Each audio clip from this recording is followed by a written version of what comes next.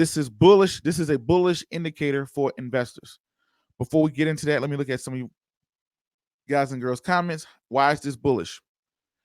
Pretty common sense why it should be bullish. Lieutenant Lawson said, "Are you live?" Yes, I am live. I know sometimes I put up things. I'm live right now, Lieutenant Lawson. Yes, I am live. Miss Drew said, "Thanks for reading that stuff for us." No problem. No problem. Exactly. That's my guy right there, Max B. He said exactly what's going on. Bubbles being blown up. Yes, I think that this bubble, but this happened in every asset class, ladies and gentlemen. When people right now, the last 2 or 3 days, everybody's buying stocks.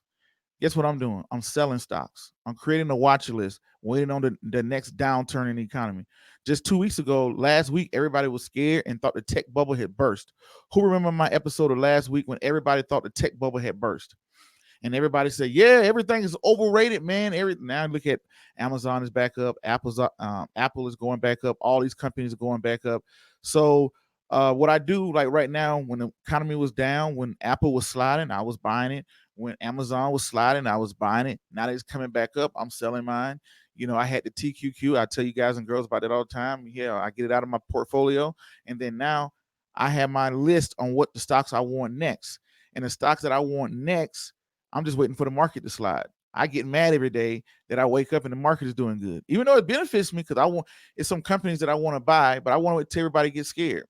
Like let's say President Trump loses, then I think we're going to see the market take a swift downturn, and that can give me a great entry point. Fundamentals tell you what to buy, technicals tell you when to buy. My fundamentals have told me what to buy. Now I'm turning around looking for when to buy it, and I'm waiting for an economical downturn. I want everybody to get scared so I can go in and buy it exactly, right? Hit the subscribe button, hit the bell icon, hit that like, comment, and share button. This is bullish. This is very bullish for the airline industry and the stocks. Right now, the airline industry is talking about laying off of 32,000 people. 32,000 people is what the airline industry is talking about laying off if they don't get another stimulus.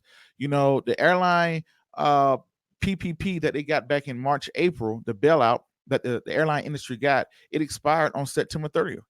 Once it expired on September 30th, ladies and gentlemen, once that expired on September 30th, they can lay off as many people as they want. So now they're looking to lay people off, and if they don't get another bailout.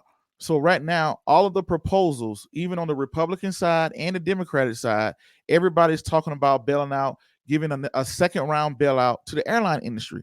If they give a second round bailout to the airline industry, this is going to work wonders for this is going to work wonders for airline stocks. I won't say work wonders, but they are going to assume some debt, but this is going to push the stocks up, ladies and gentlemen.